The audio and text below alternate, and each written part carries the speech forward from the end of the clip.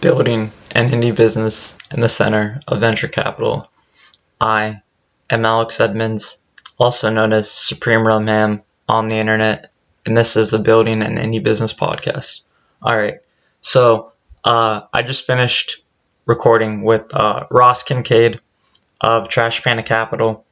We talk about e-commerce. He runs an e-commerce store called aerodrawings.net. I'll link to it in the show notes. We had a lot of fun.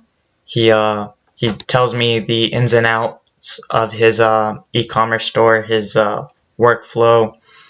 He complains about Salesforce a lot. Ross works in Salesforce, and he goes off on Salesforce a little bit. And so Ross and I talk a lot. We have a group chat together. It's Ross, Brendan, and I, and we talk every day.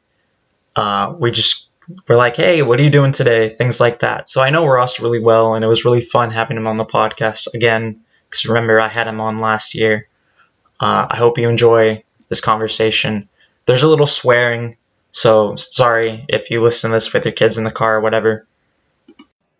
All right. Today, I'm talking to the redheaded stepchild of one of my social groups. So I'm here with Ross Kinkade. I talk to him every day. I have a group chat with him and Brendan, and we're thinking about adding more people, but that's not the topic. But we're here talking about e-commerce. So Ross runs a Shopify store, and I'm gonna ask him some questions about how he runs it, what he does, and just going through the day-to-day of it.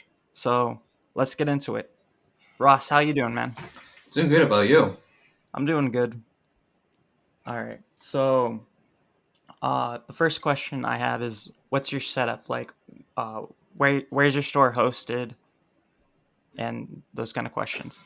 Sure. So I'm set up on Shopify. I acquired the store last year for $20,000, and it's basically I sell public domain aircraft drawings, blueprints, and documentation. And it's actually a very interesting business because a lot of people need this to build model aircraft, or they're just interested in a specific aircraft.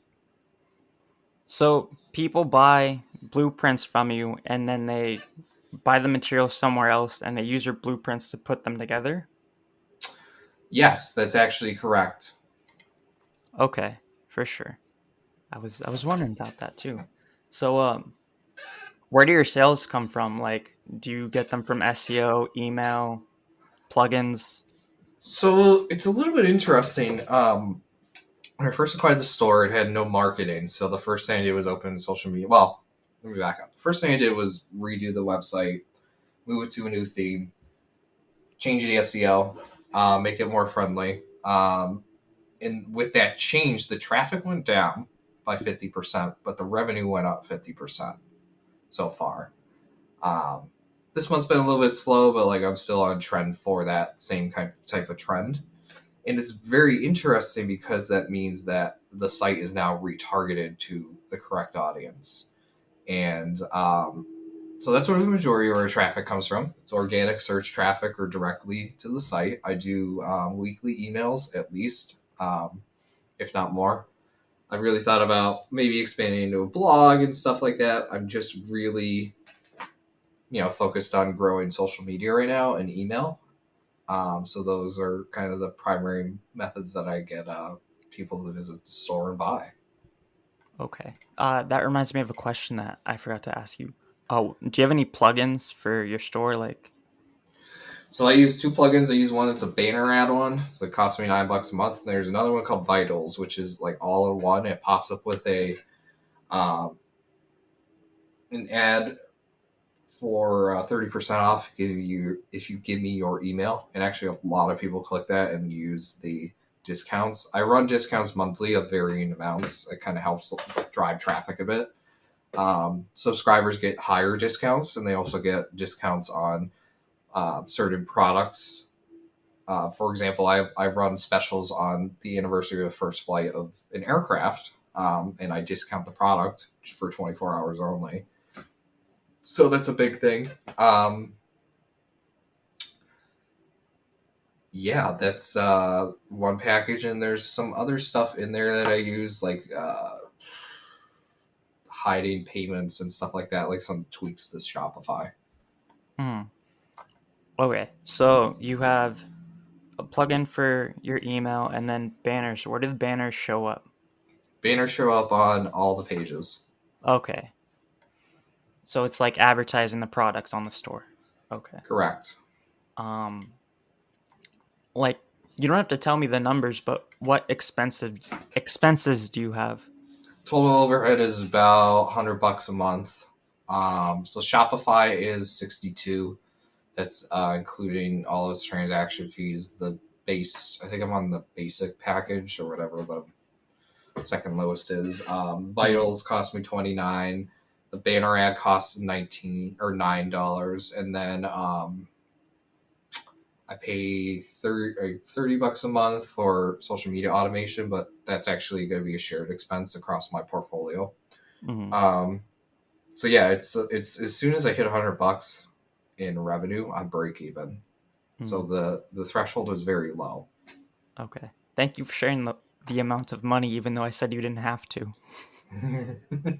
I like sharing it. It's something good that people should know about. Yeah, definitely.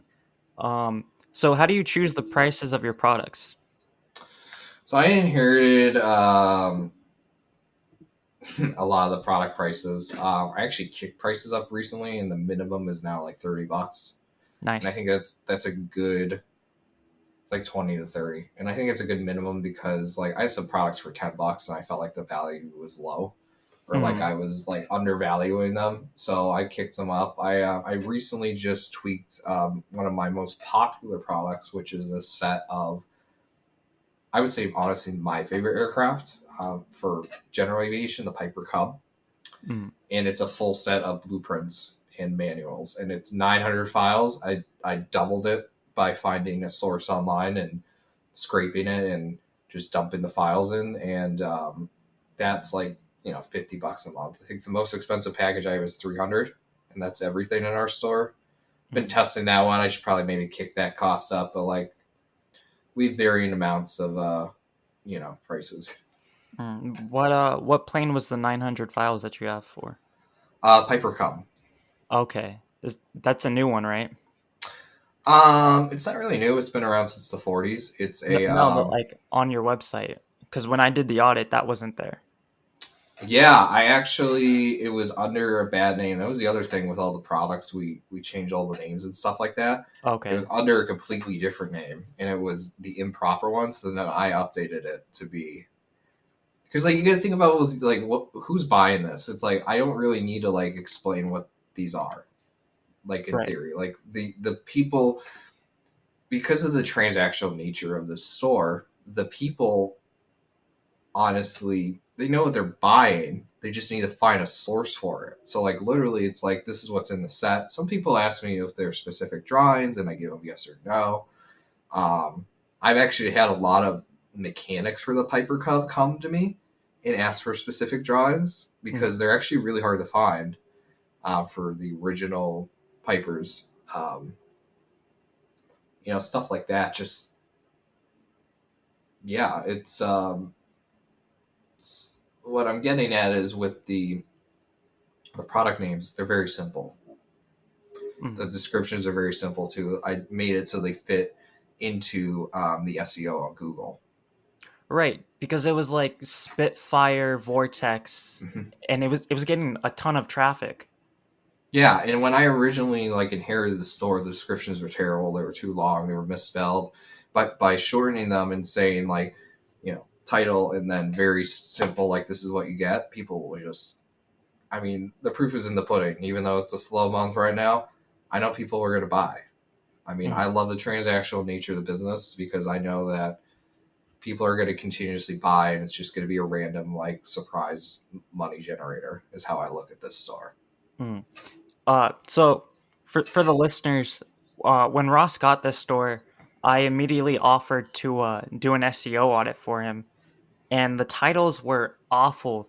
they would like have the name of the plane and then like download something gibberish, and I was just like, cut that, because this plane, just googling the name, it has like 5,000 monthly searches, so he could easily take advantage of that. So that's why I'm asking like very specific questions. Exactly. I mean, that's literally really where we're at. And I bought it from a seller that did not live in the U.S.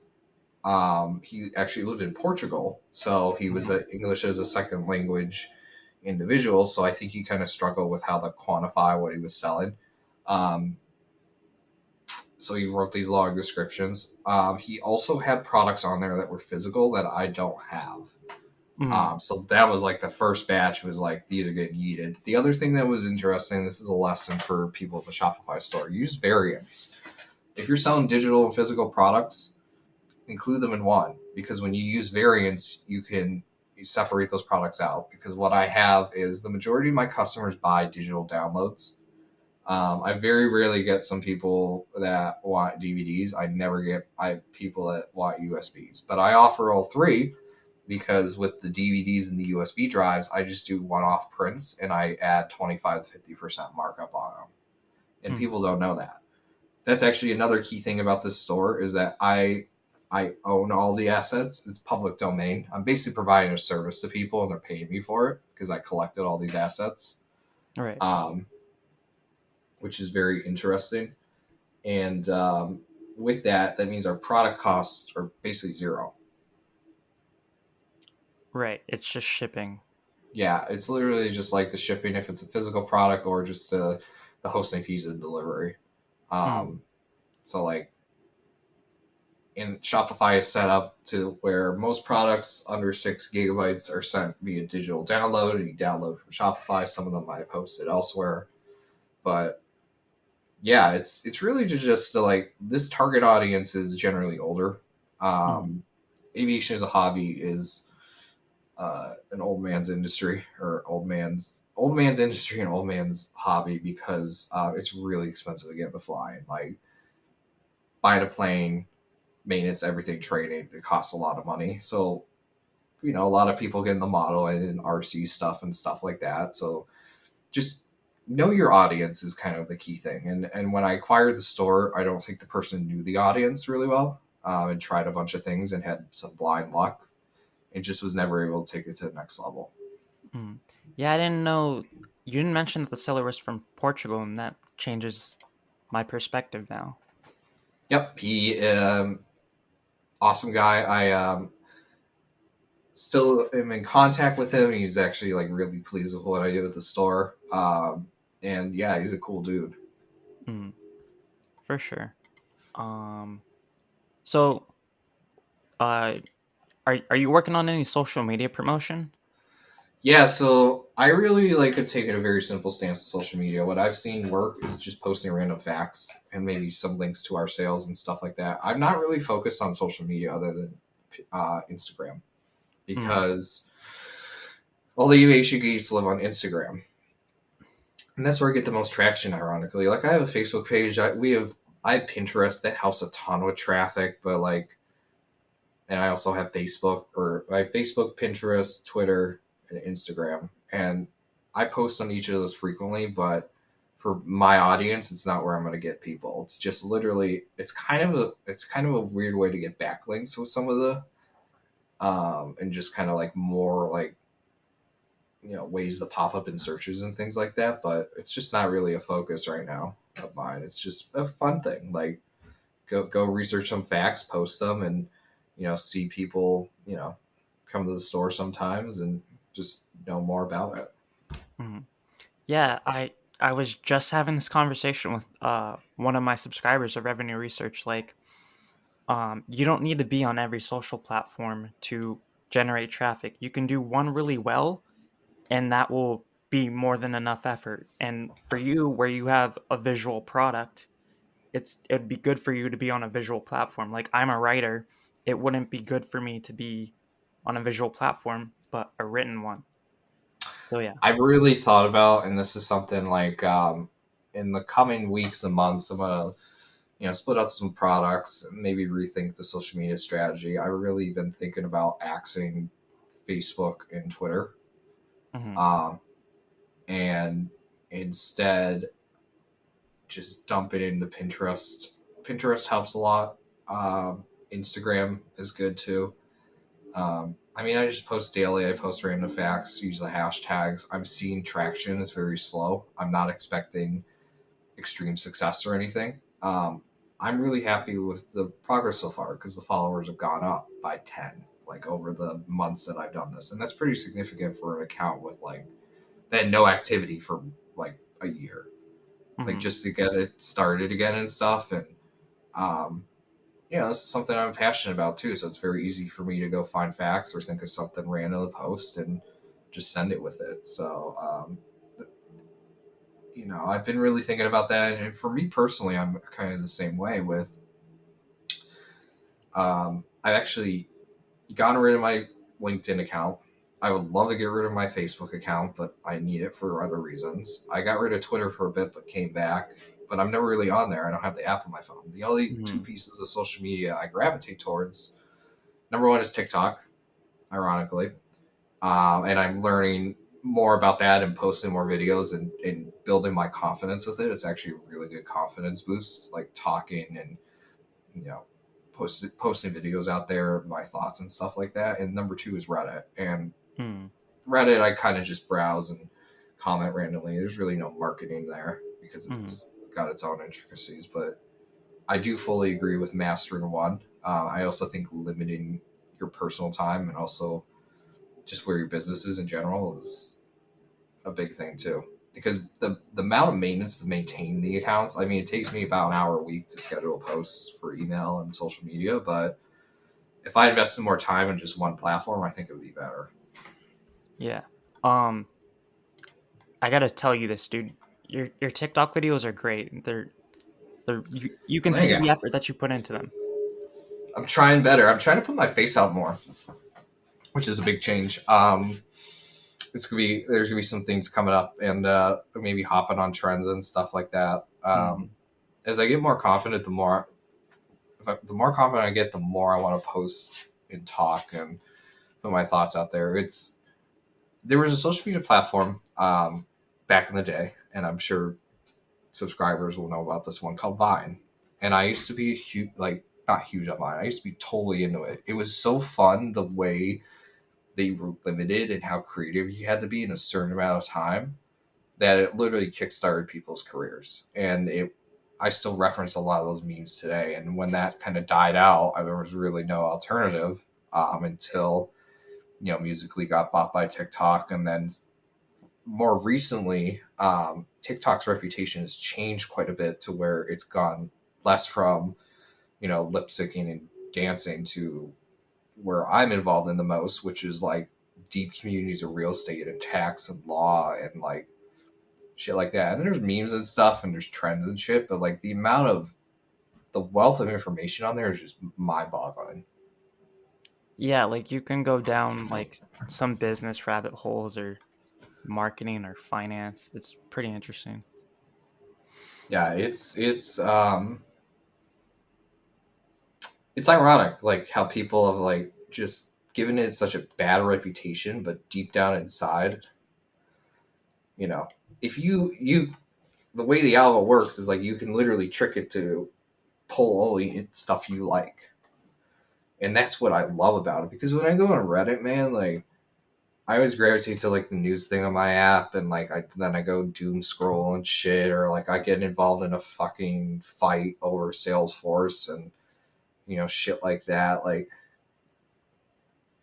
but on TikTok, I don't have any of that. Sometimes I get the Salesforce post and I just scream because it's like cringeworthy, but And just then you scroll send it past to me it. and Brendan. Yeah, what the? I got one yesterday. Actually, I posted one about.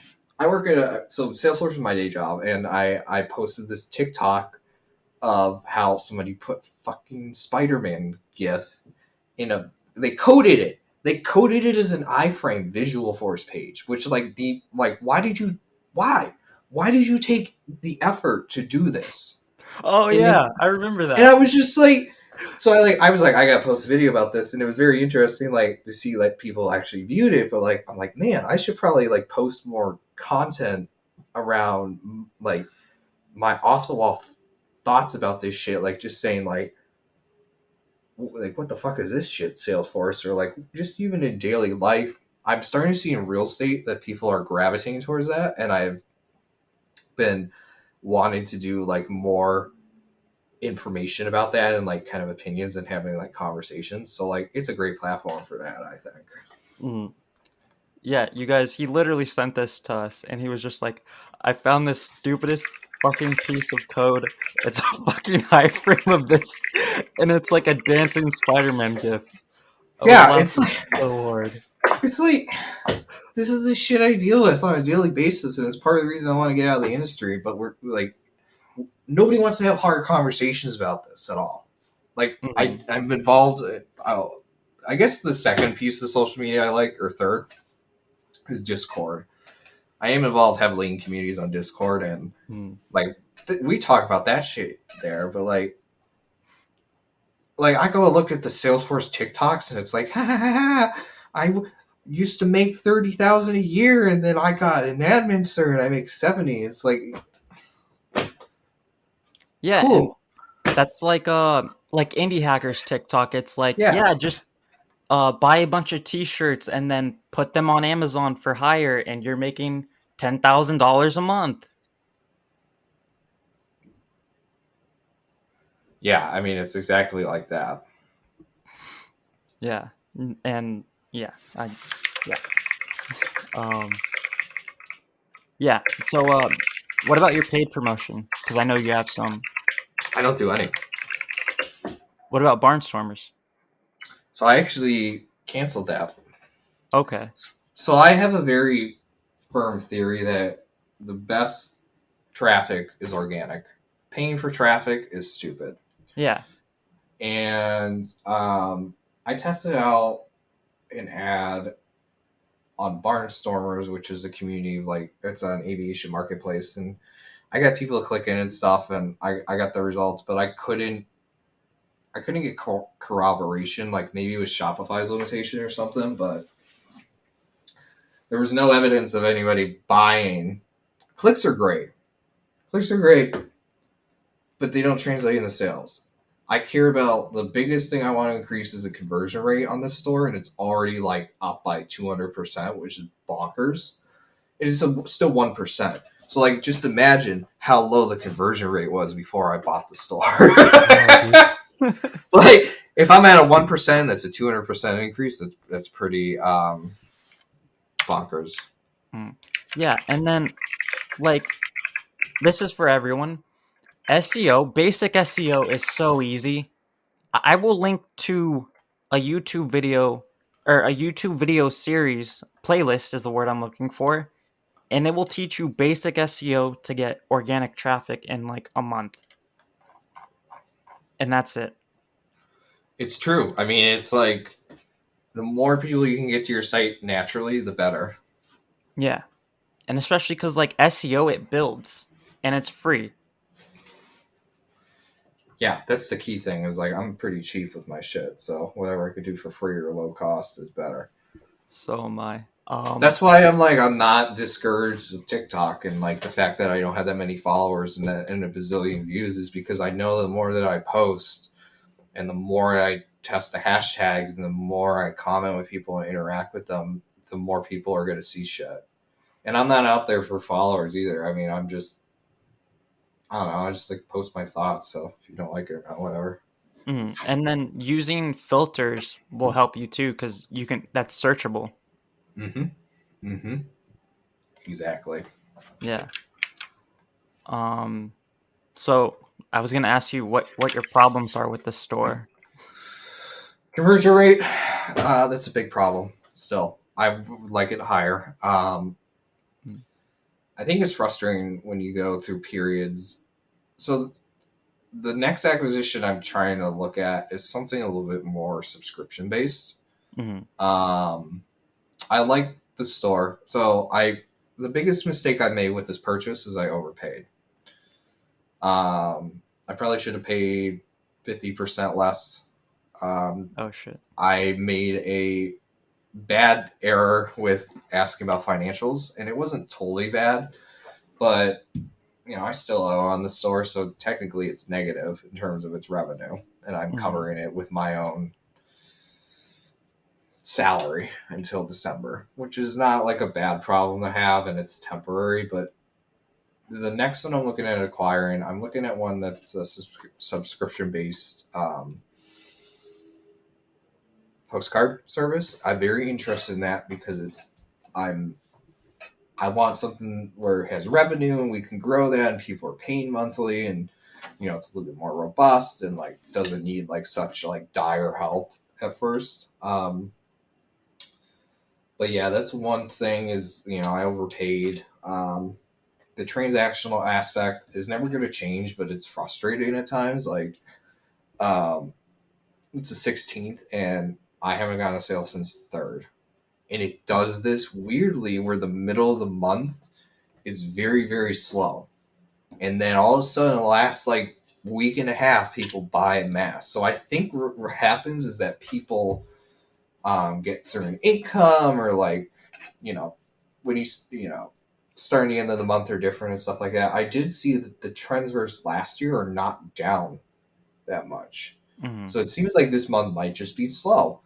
I mean, who knows? I don't know. This is going to be the first full year of revenue that is not inflated. So, so when you were talking to me about the trends, you meant within the month and not within like a year? Because you asked me about that. What do you mean? You said like, oh, my store's slow, and I'm like, yeah, usually because at the beginning of the year, sales are slow.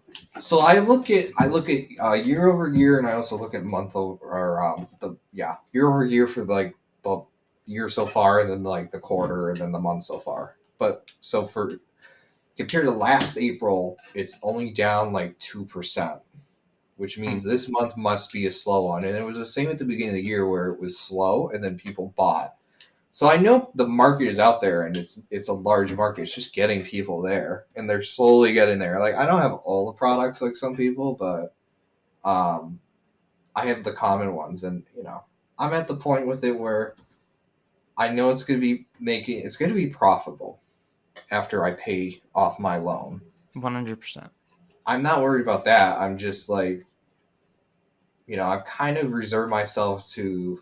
I just do social media and little things and kind of let it do its own thing. Because I don't really want it to be big, because it's not designed for that. Right. It's very niche.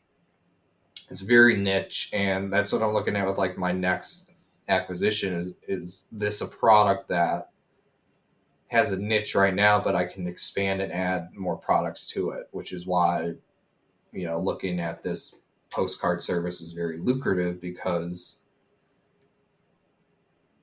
I can take the revenue and then reinvest that into creating more content and product and expand to other niches and just market that. And that will just exponentially grow. Yeah, I mean, that's just kind of a common lesson with whatever I buy. I mean, I'm looking for things that are very, very specific. Right. So, yeah. So the postcard business, how does it work? Like the website? So as far as I understand it, and again, I'm very early in the due diligence, you buy a subscription pack for a month, half a year, or a full year, and you get a postcard monthly sent to you. Very interesting service. There's proof of revenue for the past year. Doesn't seem like there's much churn, but it seems like it needs a little bit of love. It needs some more products, different products that can be sent to people. It needs some marketing. I think this would be an awesome thing for Pinterest, and I probably do Pinterest and Instagram. That, I think, probably should be my niche with marketing tools, because I do not like Twitter and Facebook, and I don't see an ROI on there ever.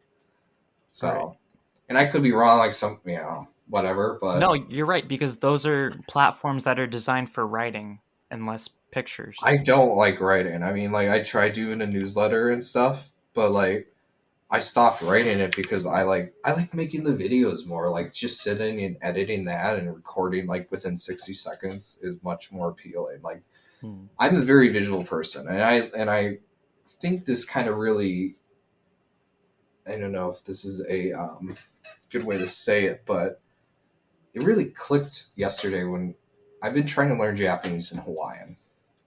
I'm very into Japanese culture, and I love Hawaii. And Japanese is the language itself is very visual and also very phonetic, or in terms of its sounds, it's got weird things. And I was joking, I'm like, man, I don't know if I'll ever be able to learn this because all the characters are different. And my girlfriend turned to me and was like, why do you say that? Because it's a very visual language and you should be able to pick it up. And that kind of clicked in my head of like, maybe that's why I gravitate towards certain things that are so visual, where it's visual programming, drawing, languages like that. And, that's why I like TikTok, and that's why I like Instagram and Pinterest. And just being in that niche with products that can be marketed there, along with emails, is just a great place for me. For sure. All right, final question. What do you think Spotify, or not Spotify? I get these two mixed up all the time. What do you think Shopify is missing that would help your store? Like if you were talking to the CEO of Shopify, what would you tell him you need to make more money in your store? I think the biggest thing is better marketing tools. Mm. The email service is not really the best. I mean, that's something I really don't like, but it's not like, I'm gonna go leave it. Like I have no incentive to use a third party program, and you can. I think really Shopify is a great platform. I really don't have many complaints with it, to be honest with you. I think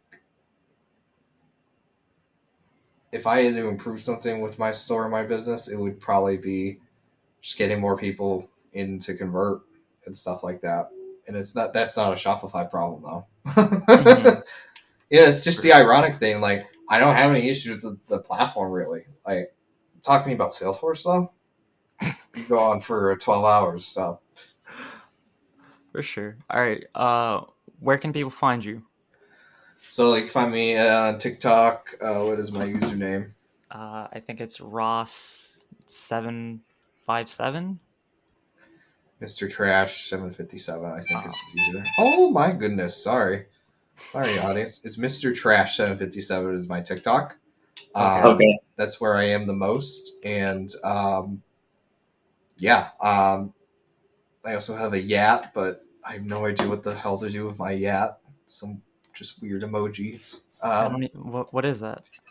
A Yat is like I don't know if it's an NFT, but I bought this link for $4. It was like a unique emoji URL or some bullshit. Like What? I have no idea. Anyway, just find me on TikTok. Let's have a conversation there. Yeah, I'll link to it. Yeah. Oh, I've seen this before. I don't know what it is, but I've seen it. I don't know what the hell it does either. I don't know what most things do, man. Like, no, I can't. I do know what they do, but then I just go like, okay, cool. That's how I feel about technology, guys, by the way. Like, I'm a very visual programmer guy. I don't care about the technology. I just have ideas. I build them. I let other people go tweak them and make them perfect. For That's what I sure. pay them for. So. Yeah, man. Thank you for helping me out with this. I appreciate it. Anytime. Yeah, and I'll link to everything Ross is talking about, even the store, which we haven't mentioned, arrowdrawings.net. It'll be in the show notes. All right. Thank you for listening. Have a nice day. Bye. All right.